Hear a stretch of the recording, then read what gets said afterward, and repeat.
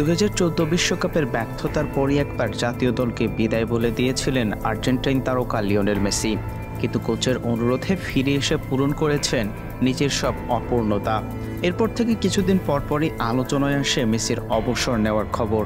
এবার সেই গুঞ্জনের পালে নিজেই হাওয়া দিলেন আর্জেন্টাইন সুপারস্টার। কানাডাকে হারিয়ে কোপার ফাইনাল ছুঁয়েছে আর্জেন্টিনা। এই ম্যাচে একটি গোল করার পাশাপাশি সতীর্থকে দিয়ে একটি গোল করিয়েছেনও মেসি, তাই ম্যাচ সেরার পুরস্কারটা উঠেছে তার হাতেই। সেটা নিতে এসেই আকারে ইঙ্গিতে বোঝালেন নিজের অবসরের কথা। ম্যাচ শেষে লিওনেল মেসি বলেন, জাতীয় দল ও একটি গ্রুপ হয়ে আমরা যে অভিজ্ঞতার মধ্য দিয়ে যাচ্ছি সেটা উপভোগ করছি। আবারও ফাইনালে ওঠা সহজ বিষয় নয়, আবারও চ্যাম্পিয়ন হওয়ার প্রতিযোগিতায় নামতে হবে। উপভোগ করছি। এর পাশাপাশি দি মারিয়া, নিকোলাস ওটামেন্ডির মতো আমিও মনে করছি এগুলো আমাদের শেষ লড়াই।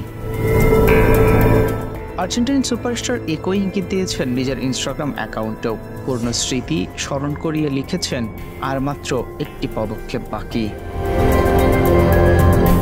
এখন দেখার অপেক্ষা লিওনেল মেসি কতদিনে আনুষ্ঠানিকভাবে নিজের সেই সিদ্ধান্তে আসেন। নাজমুল সাগর, স্পোর্টস মিরর।